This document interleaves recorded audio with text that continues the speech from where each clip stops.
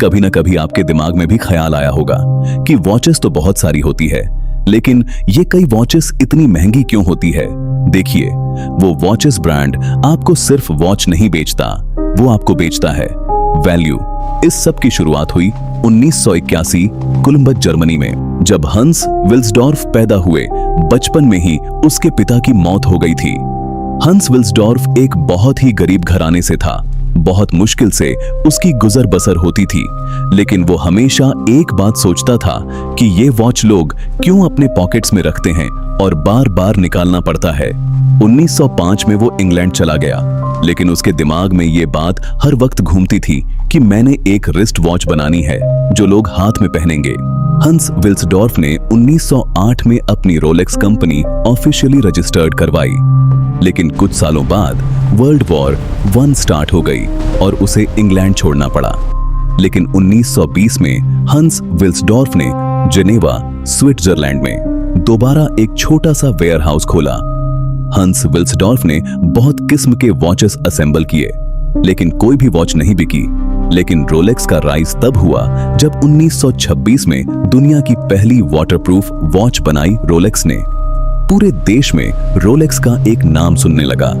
देखते ही देखते रोलेक्स की सेल में तेजी से ग्रोथ देखने को मिली।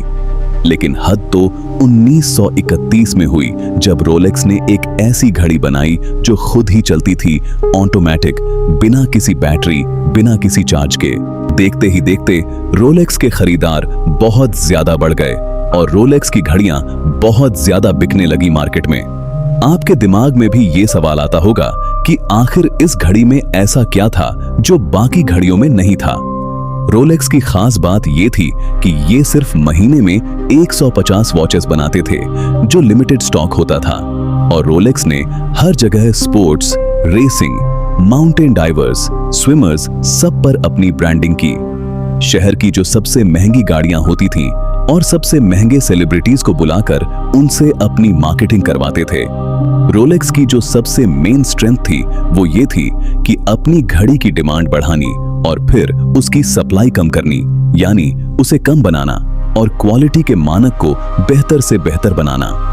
रोलेक्स की और बाकी घड़ियों की कंपनीज में एक और भी खास बात थी कि ये कंपनी कोई पब्लिक लिस्टेड नहीं थी। ये एक फाउंडेशन कंपनी थी जो हंस विल्सडॉर्फ फाउंडेशन के नाम से थी। 1960 में तो हंस विल्सडॉर्फ इस दुनिया से चले गए, लेकिन एक ऐसी चीज पीछे छोड़ गए जिससे लोगों की पावर, लग्जरी, सक्सेस, स्टेटस देखी जाएगी। आज भी अगर आपको रोलेक्स का कोई न्यू मॉडल चाहिए तो आपको 1 से 3 साल का वेटिंग लिस्ट मिल सकता है। रोलेक्स का एक सिंपल फॉर्मूला था कि हम कस्टमर के ऑर्डर को चेस नहीं करेंगे, हम अपनी प्रोडक्ट की वैल्यू बनाए रखेंगे। इसी वजह से रोलेक्स को आज लोग सिर्फ वॉच ही नहीं, पावर, सक्सेस, वेल्थ की निशानी समझते हैं। आज रोलेक्स की ईयरली सेल 10 से 12 बिलियन डॉलर है। आज अगर रोलेक्स चाहे तो इस सेल को 10 गुना बढ़ा सकता है, लेकिन रोलेक्स कभी ये गलती नहीं करेगा, क्योंकि रोलेक्स को पता है कि जिस दिन उसने अनलिमिटेड वॉचेस बनानी शुरू कर दी तो उसकी वॉचेस की वैल्यू बिल्कुल जीरो हो जाएगी। वीडियो को लाइक, चैनल को सब्सक्राइब करना ना भूलें। आपके एक लाइक और एक सब्सक्राइब की वजह से हमें और प्रेरणा मिलती है ऐसे और अच्छे वीडियो बनाने की।